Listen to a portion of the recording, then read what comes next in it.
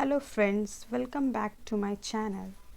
And in today's class we are going to discuss about different types of and different kind of sentence. So let's get started.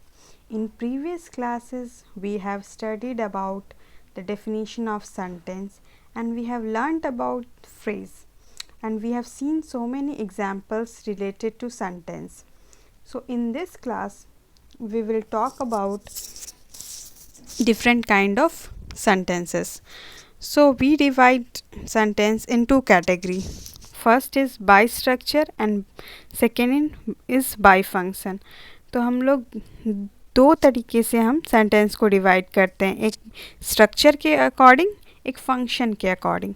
तो सबसे पहले हम देखते हैं कि structure के अकॉर्डिंग हम कितने टाइप में सेंटेंस को क्लासिफाई करते हैं. तो सबसे पहले देखते हैं बेस्ड ऑन स्ट्रक्चर. तो पहला जो टाइप है उसे हम सिंपल सेंटेंस बोलते हैं.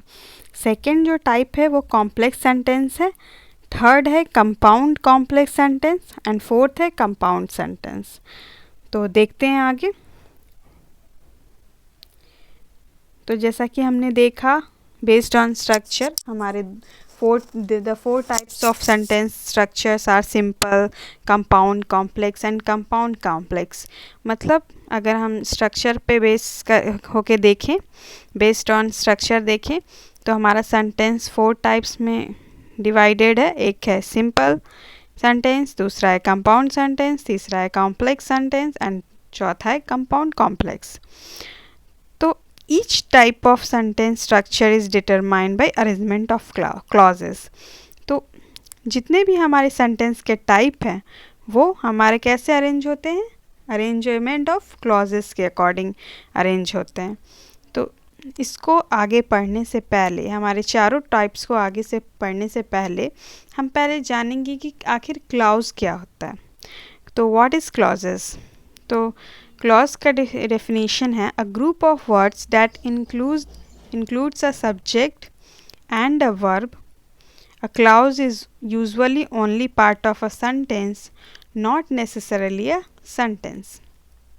मतलब ऐसे ग्रुप ऑफ वर्ड्स को जिसमें सब्जेक्ट हो यानी काम करने वाला और वर्ब हो यानी काम, क्या काम हो रहा है वो, यानी कि action done by the subject, उसको हम वर्ब कहते हैं.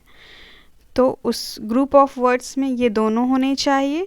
और क्लॉज जो है यूजुअली एक पार्ट होता है सेंटेंस का, ज़रूरी नहीं है कि वो सेंटेंस हो, सिर्फ एक पार्ट होता है. ठीक है, तो आइए एक एग्जाम्पल से देखते हैं. तो एग्जाम्पल है when it rain they went inside. यहाँ पे हम देखते हैं कि ये सेंटेंस जो है वो दो क्लॉजेस से बना हुआ है. ठीक है, पहला क्लॉजेस है व्हेन इट रेन्ड. तो इसमें हम देख सकते हैं सब्जेक्ट इट है और वर्ब जो है रेन है. सेकंड क्लॉज अगर इस सेंटेंस का देखें तो दे वेंट इनसाइड में दे सब्जेक्ट है और वर्ब वेंट है. तो क्लॉज के डेफिनेशन के अकॉर्डिंग ये सेटिस्फाई करता है, जो ये कहता है कि ये ग्रुप ऑफ वर्ड्स है जिसमें एक सब्जेक्ट होता है और एक वर्ब होता है और ज़रूरी नहीं है ये पूरी तरह एक सेंटेंस को बनाए. जैसे व्हेन इट रेन्ड, तो ये एक इनकम्प्लीट हमें सेंस दे रहा है.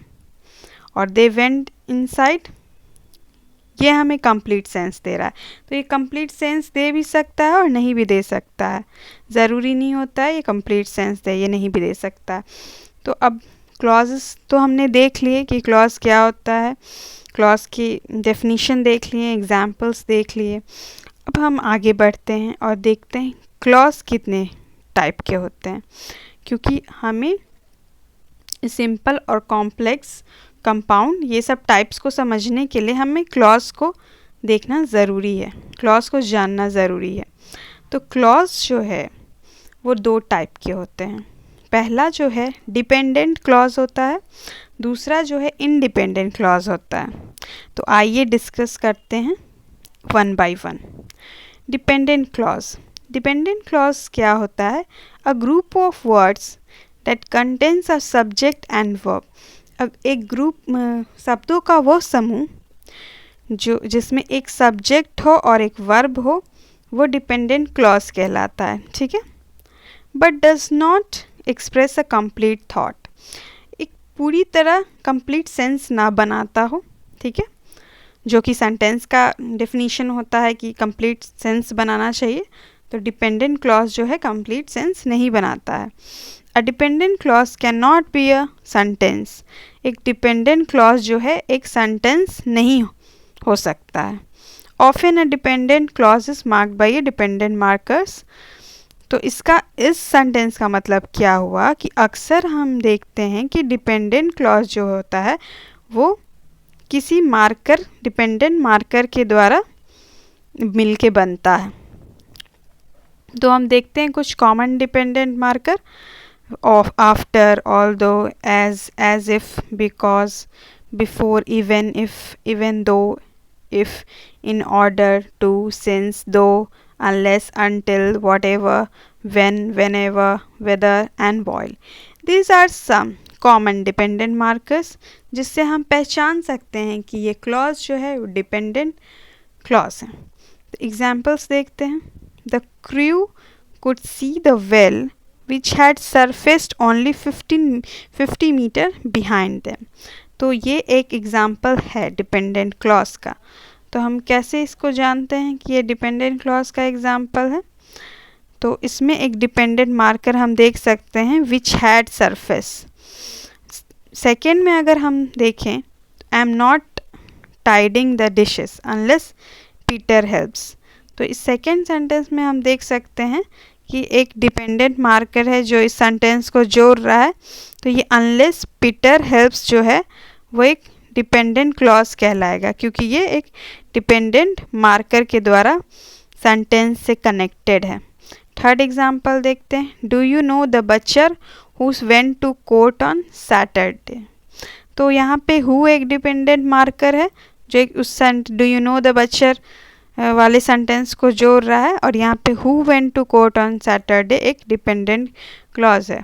तो बेसिकली ये तीनों जो हमने देखा है एग्जाम्पल्स, उसमें जो डिपेंडेंट क्लॉज है वो उसमें एक हमने देखा कि एक सब्जेक्ट है और वर्ब है, और वो जो है कंप्लीट सेंस नहीं बना पाएगा अकेले, उसको किसी सेंटेंस की ज़रूरत पड़ेगी, किसी अलग क्लॉज की ज़रूरत पड़ेगी एक कंप्लीट सेंस बनाने के लिए। अगर हम अनलेस पीटर हेल्प्स लिखेंगे तो हमें पता ही नहीं चलेगा कि इसका मतलब क्या होगा, क्योंकि ये कंप्लीट सेंस ही नहीं दे पा रहा है।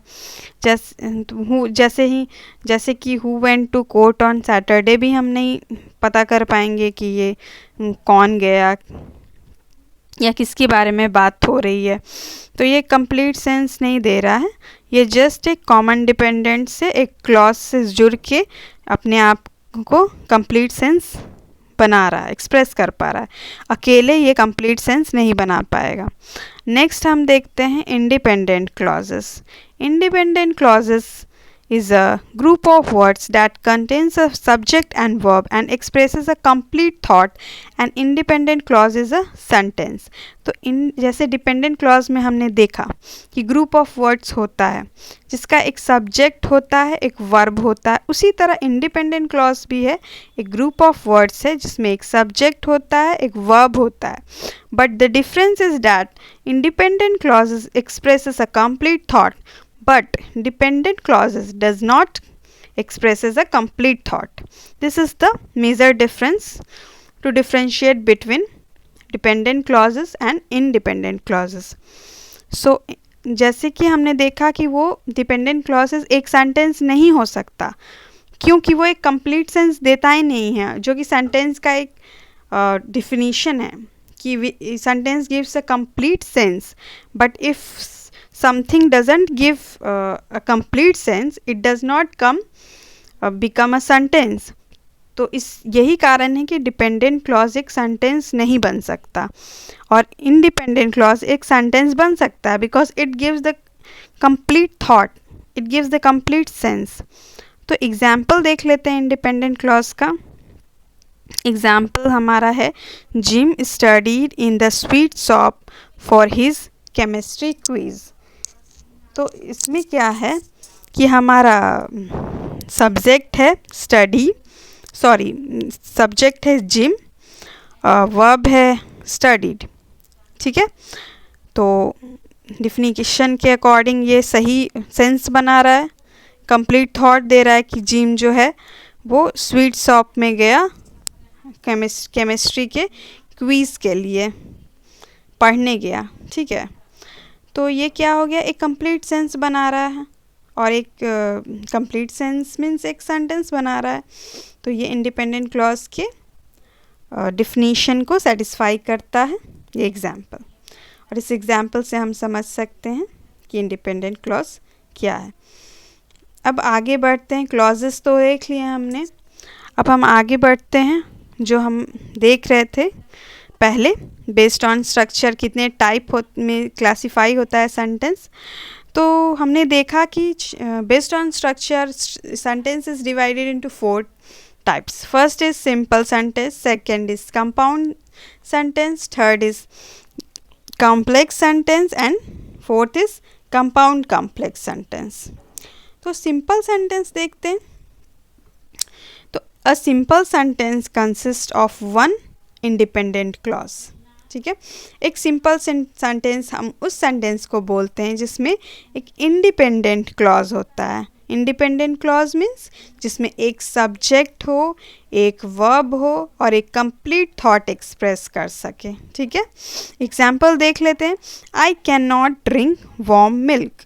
तो इस एग्जाम्पल से हमें क्या समझ आ रहा है कि मैं जो हूँ वो गर्म दूध नहीं पी सकती या पी सकता, व्हाटएवर। तो इसमें हमारा एक सब्जेक्ट है विच इज़ आई, वर्ब है विच इज़ ड्रिंक, और ये एक कंप्लीट थॉट एक्सप्रेस कर रहा है। ये अपने आप पे इंडिपेंडेंट है, स्वतंत्र है, इसको किसी भी अलग कनेक्टर की ज़रूरत नहीं है, किसी डिपेंडेंट क्लॉज की तरह किसी से ऐड होके कंप्लीट सेंस बनाने की। ठीक है, सेकेंड एग्जाम्पल देखते हैं। A day without sunshine is the night. इसमें भी वही बात है कि ये कंप्लीट सेंस बना रहा है कि एक दिन जो जब सन साइन ना हो तो एक रात की तरह है। ठीक है, they don't go to school tomorrow. इसमें भी हम यही देख रहे हैं कि दे सब्जेक्ट है, गो हमारा वर्ब है, और इसका मतलब ये होता है सेंटेंस का कि ये लोग स्कूल नहीं जाएंगे, कल नहीं जाते हैं। ठीक है, तो नहीं जाने वाले हैं कल, तो ये कंप्लीट सेंस बना रहा है।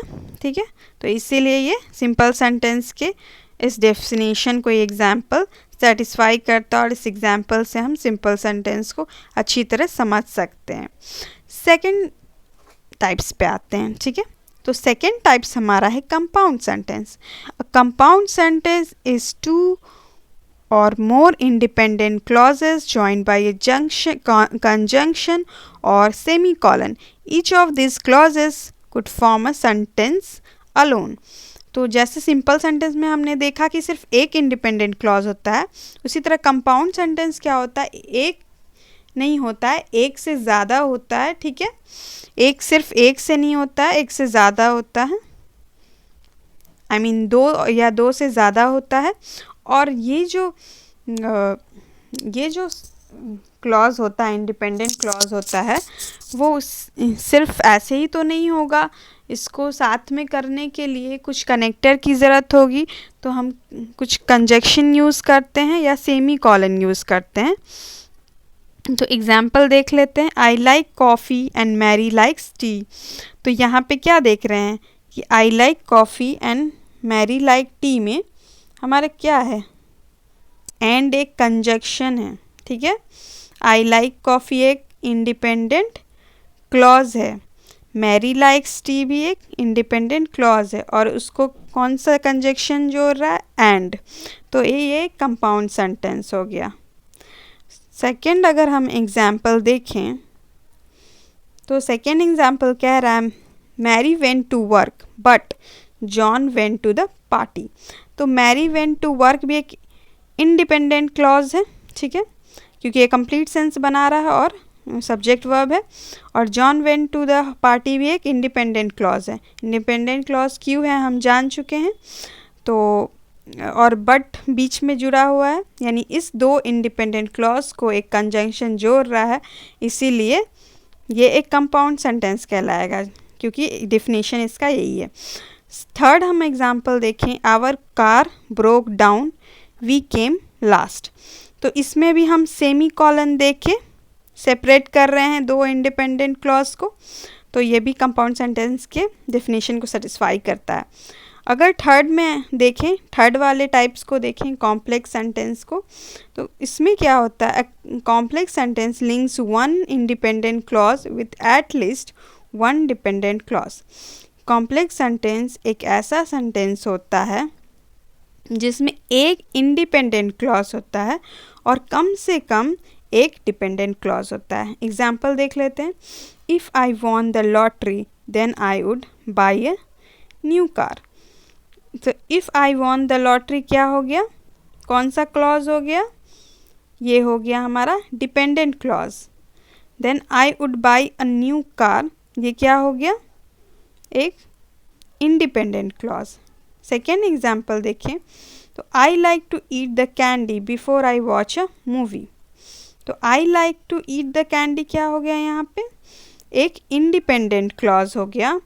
Before I watch a movie क्या हो गया, एक डिपेंडेंट क्लॉज हो गया। क्यों हो गया हम जानते हैं, क्योंकि यहाँ पे कनेक्टर है, इंडिपेंडेंट मार्कर से जुड़ा हुआ है वो क्लॉज, सॉरी डिपेंडेंट मार्कर से जुड़ा हुआ है, जिसके एग्जाम्पल हम लोग पहले देख चुके हैं। थर्ड एग्जाम्पल देखते हैं, because he was late again he would be docked a day's pay. तो because he was late again क्या हो जाएगा, एक डिपेंडेंट क्लॉज हो जाएगा, और he would be docked a day's pay वो एक इंडिपेंडेंट क्लॉज हो जाएगा। इंडिपेंडेंट और डिपेंडेंट क्लॉज को पहचान करने के लिए हमने बताया है कि इंडिपेंडेंट क्लॉज सिर्फ अपने पे डिपेंडेंट रहता है, और डिपेंडेंट क्लॉज जो होता है वो किसी डिपेंडेंट मार्कर से जुड़ा होता है, जिसका लिस्ट हमने ऊपर दिया है, आप चेक कर सकते हैं। नेक्स्ट है हमारा कंपाउंड कॉम्प्लेक्स सेंटेंस। तो कंपाउंड कॉम्प्लेक्स सेंटेंस एक ऐसा सेंटेंस होता है जिसमें एक से ज़्यादा इंडिपेंडेंट क्लॉज हो और कम से कम एक तो डिपेंडेंट क्लॉज हो, ठीक है। एग्जाम्पल देख लेते हैं, Randy is in band but he is the singer because he can't play an instrument. तो इसमें रैंडी इज़ इन बैंड क्या हो गया, ये एक क्या हो गया, ये एक इंडिपेंडेंट क्लॉज हो गया, ठीक है। But he is the singer क्या हो गया, ये एक इंडिपेंडेंट क्लॉज हो गया। But because he can't play an instrument ये क्या हो गया, एक डिपेंडेंट क्लॉज हो गया।